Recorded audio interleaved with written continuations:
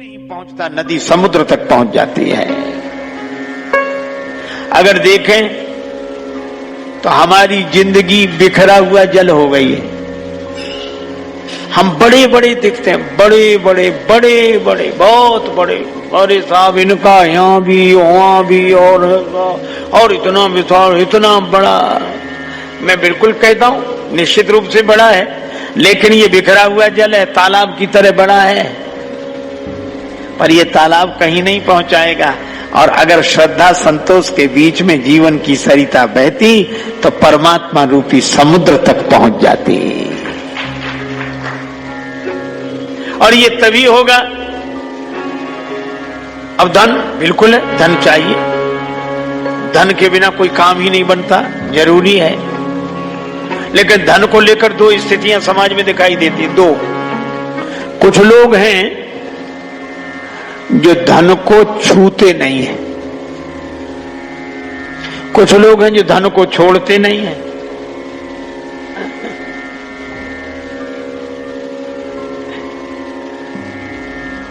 एक बार हम दो चार संत किसी के निमंत्रण पर कहीं गए तो उसने बड़े प्रेम से भोजन कराया। अब भोजन कराने के बाद जैसी परंपरा है वो दक्षिणा लेकर आया, लीफा, और जो उसने दक्षिणा ऐसी रखी चरणों में, तो एक कोने पर महात्मा बैठे थे, वो क्या बोले, दक्षिणा रख, दूर दूर दूर दूर हटाओ हटाओ हटाओ हटाओ, ये पैसा हटाओ। बोला क्यों, हम छूते नहीं।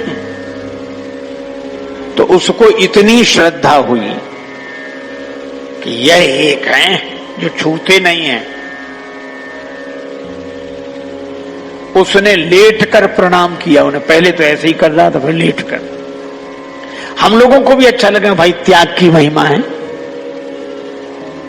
अब वो तो एक नंबर के हो गए और हम लोग ले लेते हैं तो हम थोड़े कमजोर हुए, दो नंबर के। वो नहीं लेते, हम लेते हैं। लेकिन चलो, पर आश्चर्य तो तब हुआ कि जब वो प्रणाम करके जैसे ही आगे बढ़ा तो वो क्या बोले, कहां जा रहे हो, कहां है वो दक्षिणा? बोले आप तो छूते नहीं। बोले हाँ छूते नहीं, एक काम करो, क्या, इस कपड़े में बांध दो, ले इस कपड़े में। हमारे बगल में एक महात्मा बैठे थे, वो हंसकर बोले कि ये तो बांध रहे हैं, छूते नहीं हैं। तो हमने कहा ये छूते नहीं, बांधते हैं।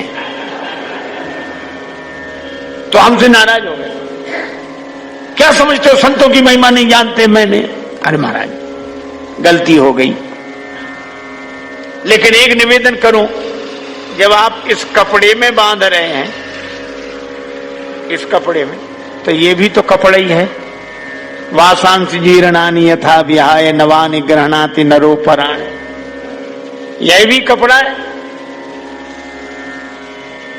हमारे गुरुदेव भगवान कहते थे, है भूत पांचों का बना, है भूत पांचों का बना, यह वस्त्र सुंदर आपका, बनता बिगड़ता है यही, नहीं कुछ बिगड़ता आपका।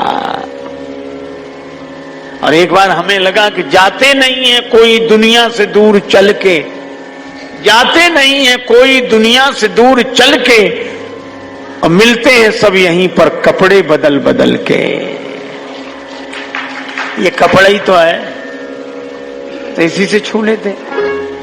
अच्छा जरूरत नहीं है न छुओ, आपको प्रणाम है, पर जरूरत है और छुएंगे नहीं तो करना ही पड़ेगा, इसमें बांध दो।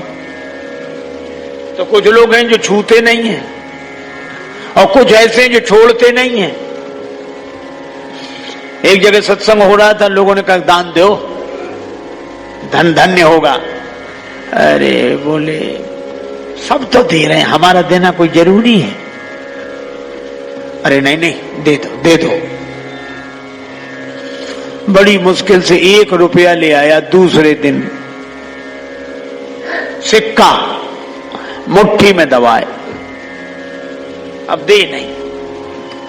बार बार सोचे दें कि न दें, दें कि न दें, दे ही दें, दे ही डालें, और सिक्के को और दबाए। दिल तो नहीं पसीजा, हाथ पसीज गया। कब जा ही रहा है, जाते जाते देख तो लें।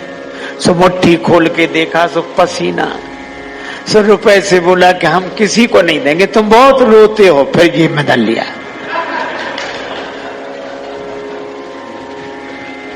कुछ लोग छोड़ते नहीं हैं और कुछ लोग छूते नहीं हैं। ये दोनों अतियां हैं। श्री हनुमान जी ने समाधान दिया। जब जा रहे थे तो समुद्र से सोने का पहाड़ निकला, मैनाक। और समुद्र ने कहा कि हनुमान जी जा रहे हैं, असल में पुराने जमाने में पहाड़ों के पंख होते थे। आप कल्पना करो कितनी भयावह स्थिति रहती होगी, कब किस पहाड़ के उड़ने का मन हो जाए। पंख थे, सो पहाड़ उड़ते, और उड़ने में तो कुछ ज्यादा दिक्कत नहीं, उड़ते उड़ते कहां बैठ जाएं। सो आबादी वाली जगह में ही धमाक से बैठ जाते, आबादी खत्म। ब्रह्मा जी बड़े परेशान कि हम एक एक करके बनाते हैं, इकट्ठे मिटा देते हैं। अब ये कथा का बड़ा अद्भुत रहस्य है। ब्रह्मा जी हैं बुद्धि के देवता। जब ऐसे अत्याचार करने वाले लोग जो समाज को मिटाते हैं, तब बुद्धिजीवी परेशान होता है, बुद्धिजीवी हैरान होता है। तो बुद्धिजीवी ब्रह्मा जी ने शिकायत की, किससे? देवराज इंद्र से। और जब बुद्धिजीवी की बात कोई शासक मान लेता है तो समाज में अमंगलकारी कृत्य नहीं होते। अच्छा, एक अजीब बात है, बुद्धिजीवी कुछ कर नहीं सकता और शासक कुछ सोच नहीं सकता। विडंबना यही है। वो जो विचार कर सकता है वो कुछ कर नहीं सकता, और जो कर सकता है वो विचार नहीं, बिना विचारे करे। और जो विचार करे वे विचारे क्या करें। बुद्धिजीवी ने कहा कि ये पहाड़ नुकसान पहुंचा रहे हैं, इनके पंख हैं, ये उड़ उड़ के चाहे जिसको नष्ट कर देते हैं। तो देवराज इंद्र ने कहा कि महाराज, सृष्टि में तो वो भी हैं। तो ब्रह्मा जी ने कहा कि सृष्टि में हैं, हम मानते हैं, वो रहें, लेकिन इनके पंख काट दो। जिन पंखों के बल पर ये उड़ते हैं वो पंख काट दो। अगर इनके पंख कट जाएंगे तो इस समाज को हानि पहुंचाना बंद कर देंगे, और अगर इनके पंख रहे तो ये उड़ उड़ के नष्ट ही करते रहेंगे। देवराज इंद्र को बात समझ में आई। उसने खड़ग ली और सारे पर्वतों के पंख काट दिए। पर्वतों को नहीं मिटाया, पंख काट दिए। तब से ये पर्वत हो गए अचल, यहां हैं वहीं रहते हैं, बड़े ठाठ से रहते हैं। और इन पहाड़ों से कह लिया कि हमें आना होगा तो हम ही आएंगे तुम्हारे पास, तुम तो जहां हो वहीं रहो।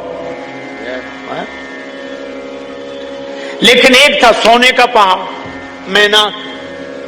अब ये अद्भुत बात, सोने के पहाड़ ने सोचा हमारे भी पंख कटेंगे, और सोने के पंख तो आज तक नहीं कटे हैं, कट ही नहीं सकते। सोने ने सोचा, पहाड़ ने सोचा एक काम करें, हम छिप जाएं कहीं। तो कहां छिपे? तो समुद्र के पास गया, समुद्र से कहा कि हमें छिपा लो, अपने भीतर छिपा लो। समुद्र ने कहा आ जाओ, कोई कमी नहीं है, आ जाओ। अब समुद्र ने तो स्वीकृति दे दी कि आ जाओ, छिप जाओ, लेकिन समुद्र की लहरें घुसने न दें। ये बड़ी प्रॉब्लम है, बड़ी समस्या है। समुद्र को कोई परेशानी नहीं, पर ये लहरें घुसने ही नहीं देती। ये लहरें ज्यादा परेशान की हैं हम आपको। ये लहरें जो बाहर हैं, जो भी जाना है अभी नहीं, इसलिए हनुमान कई परसा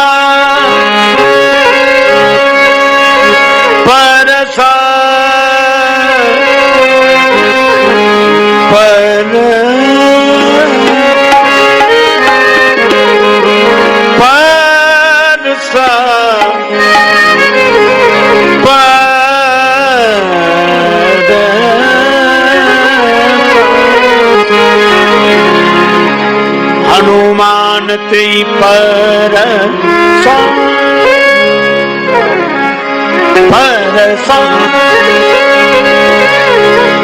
हनुमान जी ने छुआ, सोने को छुआ, और मानो हनुमान जी ने संकेत दिया कि सोने को छूना बुरा नहीं है। पर मैनाक ने कहा कि आप यहीं आराम करो। हनुमान जी बोले आराम नहीं करूंगा, राम काज कीने बिना मोहि कहां विश्राम। अर्थात सोने को छूना बुरा नहीं है, पर सोने पे सोना बुरा है। जब हम सोते तो आंख मूंद लेते, कई लोग तो ऐसे धन पे सोए को ना आंख ही मूंद ली, उन्हें कुछ दिखता ही नहीं है, सो रहे हैं। ये बात अलग है कि वे सुख से सो रहे हैं बस। धन साधन है, साध्य नहीं। धन का उपयोग करें, पर राम काज याद रखें। ये जिंदगी क्यों मिली है, जीवन क्यों मिला है। एक महात्मा एक दुकानदार की दुकान में घुस गए, महात्मा को देखो उसने प्रणाम किया। महात्मा बोले ये दुकान क्यों चलाते हो। वो घबराया, ऐसा सवाल तो किसी ने नहीं पूछा था, ये दुकान क्यों चलाते हो। सोड़ा महाराज पैसा कमाने के लिए। अच्छा दुकान चलाते हो पैसा कमाने के लिए, ठीक है, पैसा क्यों कमाते हो। महाराज परिवार के लिए। अच्छा दुकान चलाते हो पैसा कमाने के लिए, पैसा कमाते हो परिवार के लिए, परिवार पालने के लिए। हाँ, परिवार क्यों पालते हो। सो बोला महाराज जीने के लिए। महात्मा बोले बिल्कुल ठीक, दुकान चलाते हो पैसा कमाने के लिए, पैसा कमाते हो परिवार पालने के लिए, परिवार पालते हो जीने के लिए। हम आखिरी सवाल पूछते हैं जीते क्यों हो। और उसके पास इसका कोई जवाब नहीं था, और हमारे पास भी कोई जवाब नहीं। ये दुकान तो चल रही है, पर ये जीवन किस लिए है। और जिसे जीने का ढंग याद आ जाएगा वही है राम काज कीने बिना मोहि कहां विश्राम। हम सीता माता की खोज करने जा रहे हैं, अर्थात जीवन में शांति मिले।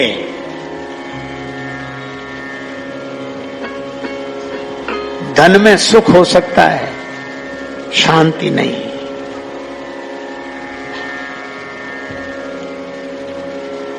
इसलिए धन का उपयोग करते हुए राम काज को याद रखें।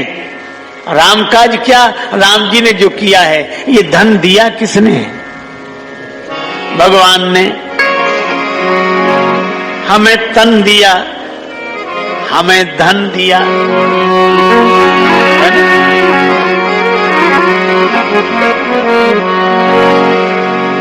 राम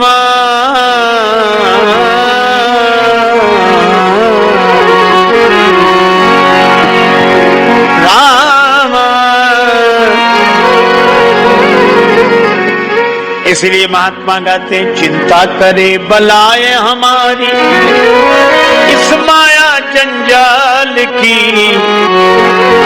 बलिहारी बलिहारी बोलो बलिहारी नंदलाल की। बलिहारी बलिहारी बोलो बलिहारी नंदलाल की। बलिहारी बलिहारी बोलो बलिहारी नंदलाल। बलिहारी बलिहारी बोलो बलिहारी नंदलाल। किस मालिक ने जन्म दिया है, जिस मालिक ने जन्म दिया है अन्न वस्त्र भी देवेगा। जिस मालिक ने जन्म दिया है अन्न वस्त्र भी देवेगा। सिर ढकने को छत देवेगा खबर हमारी लेवेगा। सिर ढकने को छत देवेगा खबर हमारी लेवेगा। भजन करो निश्चिंतो चिंता, भजन करो निश्चिंतो चिंता। छोड़ो रोटी दाल की। बलिहारी बलिहारी बोलो बलिहारी नंदलाल। बलिहारी बलिहारी बोलो बलिहारी नंदलाल की। ओ बलिहारी बलिहारी बोलो बलिहारी नंदलाल। ओ बलिहारी बलिहारी बोलो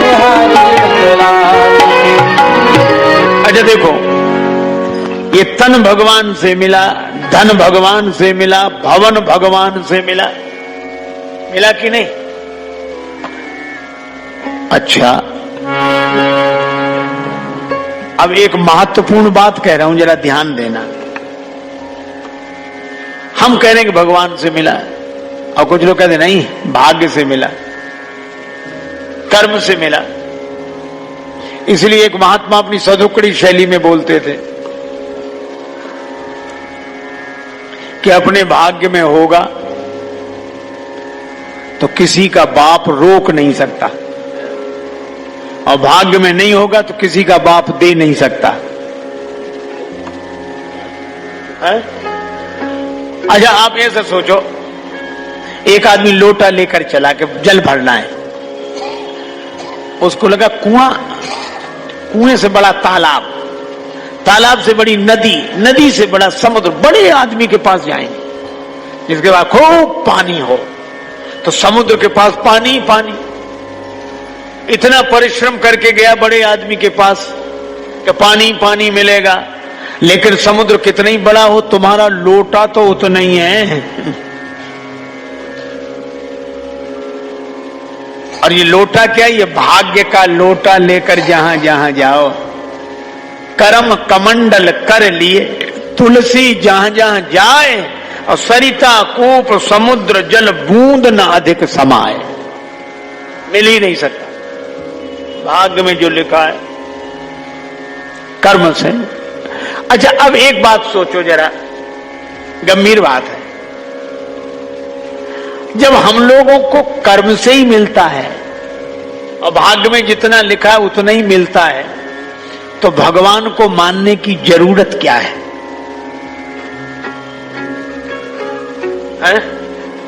अच्छा, सचमुच ये तर्क कहता है जरूरत क्या है? जब हमारी कर्म का फल भाग्य बनता है और भाग्य का ही हमें मिलता है, तो क्यों भैया भगवान को क्यों माने? पर मैं उत्तर देता हूं, और महापुरुषों का दिया हुआ उत्तर है। उत्तर यह है कि हमें कर्म का फल तो मिलता है, लेकिन कर्म फल दे नहीं सकता। उदाहरण सरलता से, मान लो एक आदमी ने पढ़ाई की, पढ़ तो लिया, डिग्रियां पास कर ली, कर्म तो किया, लेकिन कर्म का फल मिल रहा है? कर्म फल दे पा रहा है? क्यों? बिना नौकरी के घूम रहा है। पढ़ाई लिखाई तो है पर नौकरी नहीं मिल रही है, तो क्या पढ़ाई उसे नौकरी देगी? नौकरी जब कोई देगा तो पढ़ाई के कारण ही देगा, नौकरी जब कोई देगा तो पढ़ाई के कारण ही देगा। इसका अर्थ है कि पढ़ाई का ही फल उसे मिलेगा, लेकिन पढ़ाई फल दे नहीं सकती, और दे देती तो उसी दिन से दे देती जिस दिन पढ़कर बाहर निकला था। तो कर्म का फल व्यक्ति को मिलता है, पर कर्म फल दे नहीं सकता, और कर्म फल तब देता है जब कोई हमारे कर्म को स्वीकार कर ले। हम डिग्रियां लेकर घूमते कि भैया नौकरी दे दो, अच्छा नौकरी तो ठीक है, पढ़ाई लिखाई ठीक है, आ जाओ। तो जब उसने आपकी पढ़ाई को स्वीकार कर लिया, नौकरी दे दी, तब पढ़ाई का फल मिलने लगा कि नहीं? क्यों भाई? जब नौकरी उसने दे दी तो पढ़ाई का है, हाँ ना बोलो, बोलो भाई। जब पढ़ाई की नौकरी दे दी तो पढ़ाई का फल मिलने लगा कि नहीं?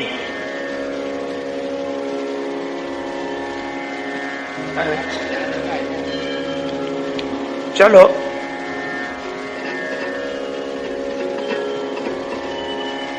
ठीक, आपको बात याद होगी, आप बड़े प्रेम से सुन रहे हैं। जब कोई नौकरी दे देता है तो पढ़ाई का फल मिलने लगता है। अच्छा, नौकरी वो देगा जिसे जरूरत है, जिसे जरूरत होगी वही तो आपका कर्म स्वीकार करेगा। बस मैं भी आपसे यही कहता हूं कि भगवान कितने उदार हैं और भगवान को क्यों मानना चाहिए? इसलिए क्योंकि भगवान को हमारे कर्म की जरूरत नहीं है, तो भी बिना जरूरत के हमारे कर्म स्वीकार करके उन कर्मों का फल हमें देते हैं, इसलिए हमें भगवान को मानना चाहिए। जननी जनक बंधु सुत दारा, तनु धन भवन सुहृद परिवारा। तो धन का भी ऐसी रखवाली करे। गैया आओ आओ आओ, गौ माता आओ आओ, आप तो गोपाल जी की गैया हो, कभी गोपाल जी भी दर्शन देंगे। पक्षी है, अरे राम नाम का बीज, राम नाम का, अरे तुम भी राम जी के पक्षी चुगो।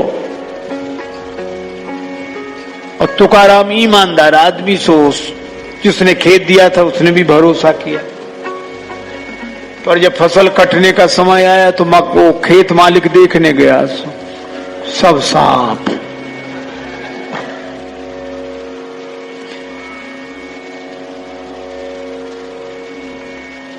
खाली डालियां खड़ी, तिनके खड़े, डंठल खड़े। उसने देखा, अरे राम, बड़ा दुख हुआ उसे, किस पागल को कहां हमने रखवाली दे दी है। बड़ा नाराज हुआ। होता तो 8-10 मन अनाज था, बोला 25 मन होता था, नहीं मिला तो तुमसे ले लूंगा। तो तुकाराम बोले, आप तो खेत कटवाओ। वो बोला, क्या कटवाएं, बचा क्या है जो कटवाएं? अरे डंठलो कोई, ठीक है, कटवाया। तृणहु न यामे रहो, कहां से तुकाराम देत, और कट कट के खेत खलिहान बीच आयो है। लोग कहते थे इसमें तिनका भी तो बचा नहीं, तुकाराम देंगे कहां से? तृणहु न यामे रहो, कहां से तुकाराम देत, कट कट के खेत खलिहान बीच आयो है। अब फसल खलिहान में, ऊपर से दाएं दई बरधन की बार बार, और झाड़ झाड़ झाड़ुअन ढेर सो लगायो है। बैलों से दाएं थी गई, कुचला गया, ढेर लगा दिया। पवन के झकोरन उड़ायो भूसा को भार, और रास पे बिहारी ने रहसियों रचायो है। काटत उड़ावत विनीत जू न जान परी, तौलत धान पूरे 25 मन पायो है।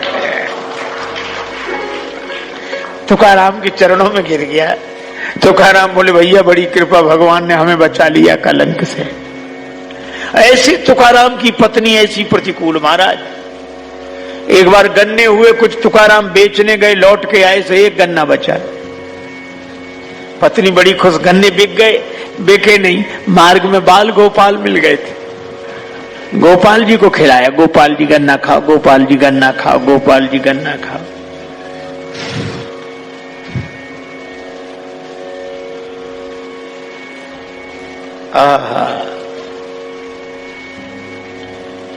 पत्नी को इतना गुस्सा आया, एक बचा, क्या करें इसका? तो गन्ना उठा के तुकाराम जी की पीठ पे मारा, 2 टुकड़े हो गए। तुकाराम जी बोले, बड़ी समझदार हो, हम तुम 2 गन्ना, एक अब 2 टुकड़े को, एक तुम चूस लो, एक हम चूस ले। किसी ने कहा, आप नाराज नहीं होते? तुकाराम बोले, काहे को नाराज हो, भगवान की बड़ी कृपा है। क्यों? पत्नी अगर अनुकूल मिली होती तो मन इसी में लग जाता, पत्नी प्रतिकूल मिली है तो भी मन भगवान में लगा कि भगवान बड़ी कृपा आपने। और नरसिंह जी की पत्नी की मृत्यु हो गई। नरसिंह जी बोले, भगवान बड़ी कृपा। मैं कहता हूं, जब इन प्रतिकूल परिस्थितियों में भी इन संतों ने भगवान की कृपा देखी है, तो क्या हम अनुकूल परिस्थिति में भगवान की कृपा नहीं देख सकते हैं? इसलिए रोज सोचा करो, मिला क्या है, और जो मिला है वो किसी ने दिया है। तन धन भवन सुहृद, अब परिवार हमारे परिवार के हैं, ये हमारे कुल के हैं, ये हमारे गोत्र के हैं।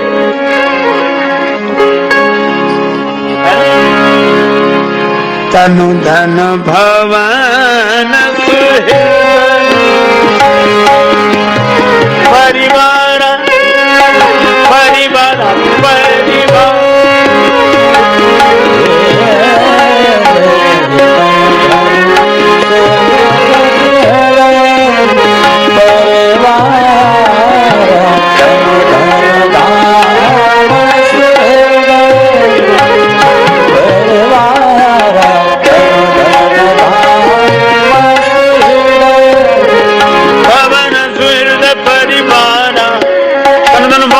भवन स्वेत भवन स्वेत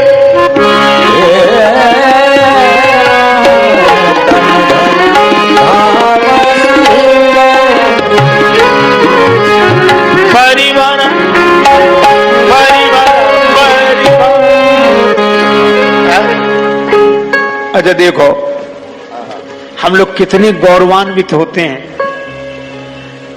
कोई गोत्र का मिल जाए, जाति का मिल जाए, पर ये तो हमारे परिवार के, हम ये हैं, ये भी ये हैं, इनका जो गोत्र है वही हमारा गोत्र है।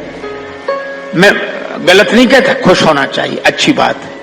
लेकिन आप एक बात सोचो, इनसे तो आपका गोत्र मिलता है, ये आपके परिवार के हैं, पर कभी आपने सोचा भगवान से आपका गोत्र मिलता कि नहीं? क्यों मिलता है? संसार के सब लोग आपके कुछ न कुछ लगते हैं परिवार के नाते, और भगवान है? ऐ देखो आपको एक बात बताऊं, विभीषण जी आए शरण में, और विभीषण जी ने कहा नाथ दशानन कर में भ्राता, मैं दशानन का भाई हूं, निशाचर वंश जन्म सुरत्राता, निशाचर वंश में मेरा जन्म हुआ है। भगवान ने कहा ये बात क्यों बता रहे, क्या हमें पता नहीं है? पता है कि नहीं? और इसी वजह से तो इतनी देर लगी, लोगों ने रोक लिया तुम्हें। अच्छा देखो, लोगों की भी अकल देखो, समझ देखो, संस्कार देखो, लोगों को भी वही दिखता है कि इस कुल के हैं, इस गोत्र के हैं, ये वो ऐसे। और आदमी भी समझता हम इस कुल के हैं, इस गोत्र के हैं।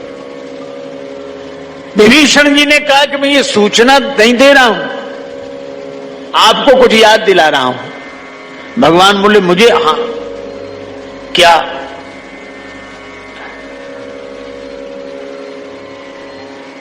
आपने गृधराज जटायु जी को कोई वचन दिया था? राम जी बोले हाँ, मैंने कहा था सीता हरण तात जनि कहो पिता सन जाई, और जो मैं राम तो कुल सहित कहाई दशानन आए।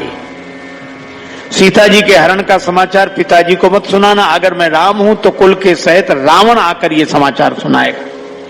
इसका मतलब है कि जहां दशरथ जी हैं वहीं जटायु जी जा रहे हैं, लेकिन अगर मैं राम हूं तो कुल के साथ दशानन ये समाचार सुनाएगा।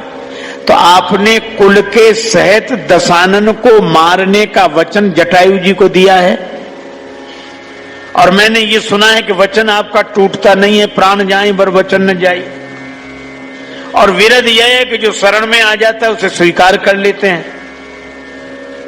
अब आपने दशानन को कुल के सहित मारने का वचन दिया है, और नाथ दशानन कर में भ्राता, मैं उसी दशानन का भाई हूं, तो मेरे लिए क्या निर्णय है? मुझे शरण मिलेगी कि मरण मिलेगा? क्यों है भैया, शरण मिलेगी कि मरण? मैं दशानन का भाई हूं और कुल के सहित आप दशानन को मारेंगे?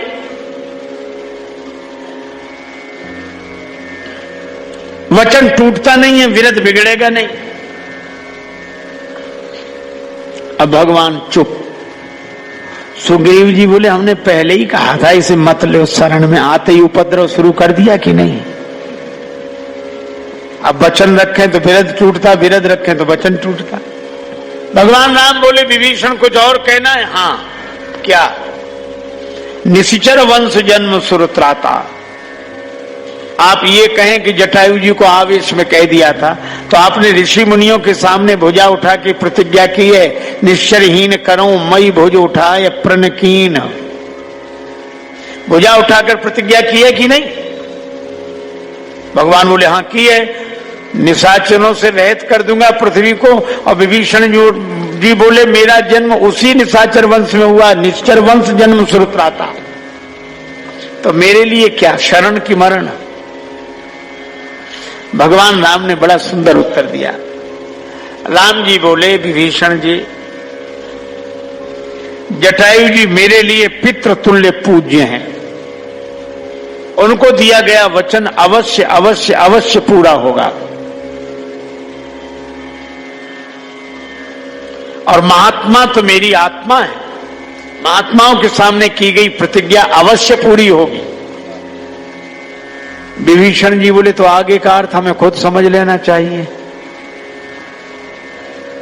फिर रण में ही आए तो मरण ही मिलेगा, शरण तो मिल नहीं सकती, क्योंकि मैं दशानन का भाई हूं और निशाचर वंशी हूं। पर भगवान राम ने बड़ी सुंदर बात कही, लेकिन विभीषण जी आपको शरण में लिया जाएगा। अरे महाराज फिर हमें कैसे शरण में लो? भगवान ने कहा कि सुनो, पहले ये सिद्ध हो जाए क्या तुम सचमुच दशानन के भाई हो?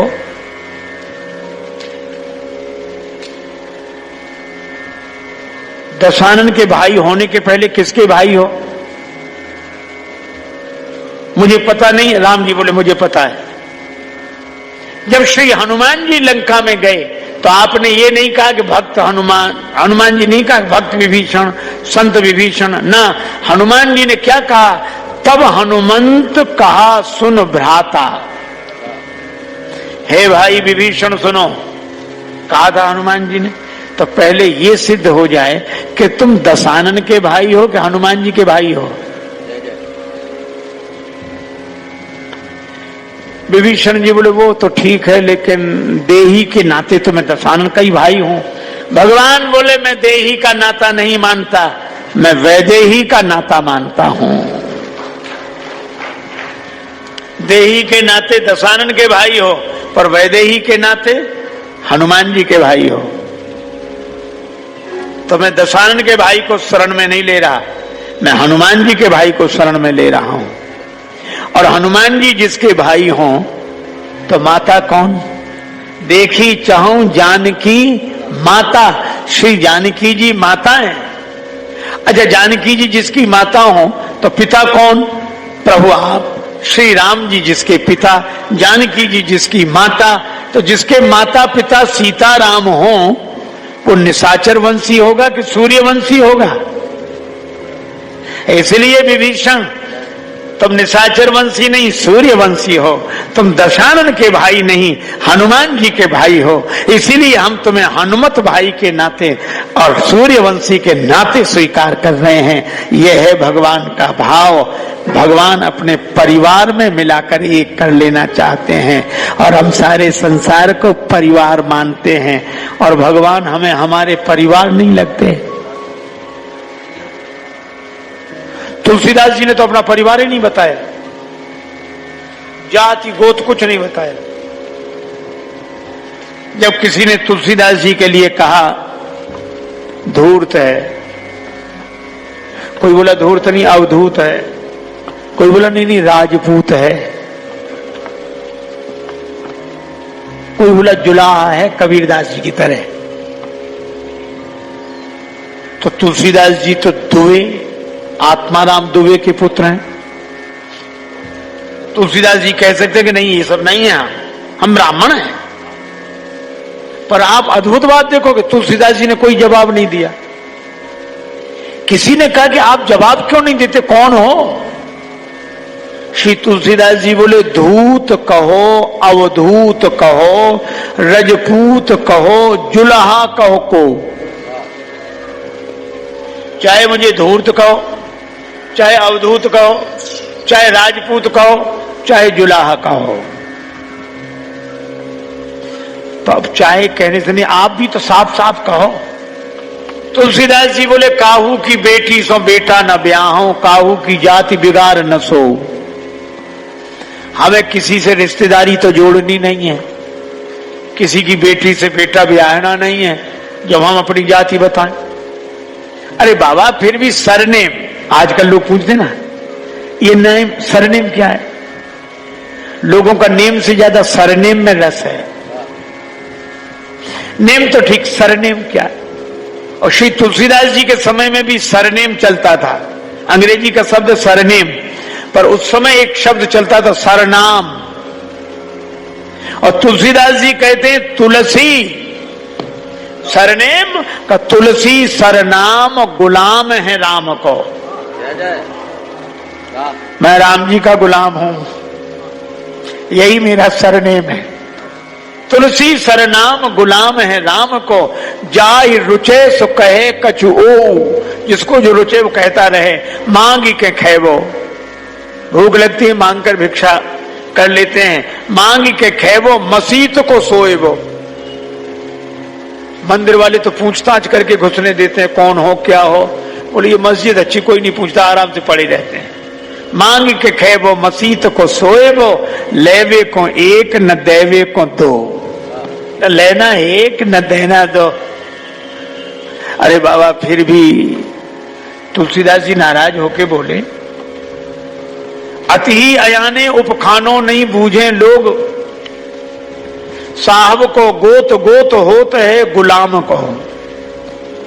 लोग कैसे पागल हैं, ये मुहावरा नहीं समझते।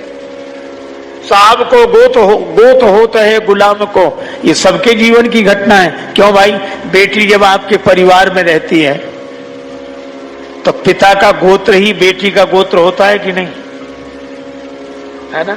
और विवाह के बाद पिता का नहीं, पति का गोत्र उसका गोत्र हो जाता है।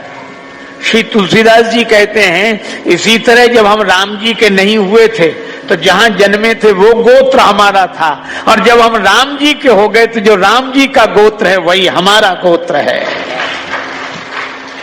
साहब को गोत गोत होते है गुलाम को, और भलो के पोच सोच का, मैं बुरा हूं कि अच्छा हूं तो काहे की चिंता है। भलो के बुरो सोच कहा, भलो के पोच सोच कहा, का काहू के द्वार परो, जो हो सो हो राम को। मैं किसी के दरवाजे नहीं पड़ा हूं, जो हो वो राम जी का हूं, और राम जी का कोई परिवार ही हो जाए। और इतने स्वाभिमान से रहता है। कई बार लोग हम ये इसलिए, हम ये, हमारे वो और हमारे ये है। अच्छा बोलो, शहर का कोई विशेष अधिकारी किसी का परिचित हो, वो कैसा घूमता सर, अरे कलेक्टर साहब हमारे परिचित, बहुत बढ़िया, अरे साहब कलेक्टर चाहे जब कहते हमारे, और विधायक हमारे, और मंत्री अरे हमारे खास, और मुख्यमंत्री अरे बैठक हमारी रोज की। अच्छा बोलो प्रधानमंत्री से कई बार मिलना हुआ।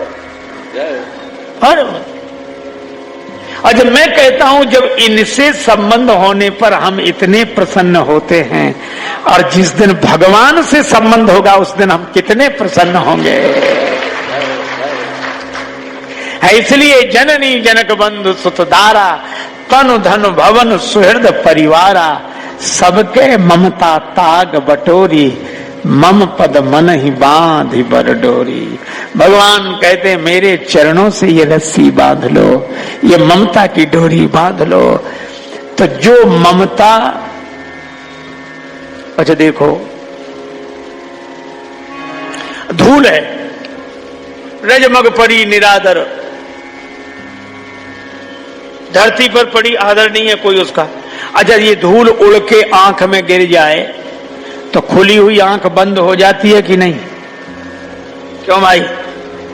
धूल अगर आंख में गिर जाए तो खुली हुई आंख बंद हो जाती है, और वही धूल गुरुदेव के चरण से जुड़ जाए तो बंद हुई आंख को खोल देती है। गुरुपद रज मृदु मंजुल अंजन नयन अमीय दृग दोष विभंजन। धूल वही है, पर गुरुदेव के चरण से जुड़ जाए तो आंख खोलने वाली बन जाती है। अरे पत्थर कितने ही ऊपर फेंको नीचे आता है, आता कि नहीं? अच्छा, जो न डूब रहा उसके गले में पत्थर बांधो तो और जल्दी डूब जाता है। तो पत्थर खुद डूबता है और न डूबने वाले को डुबा देता है। लेकिन जो पत्थर डूबने वाला है और दूसरे को डुबा देता है, उसी पत्थर को अगर नल नील छू देते हैं तो डुबाने वाला पत्थर पार करने वाला हो जाता है। उसी पत्थर को नल नील छू देते हैं तो डुबाने वाला पत्थर पार करने वाला हो जाता है।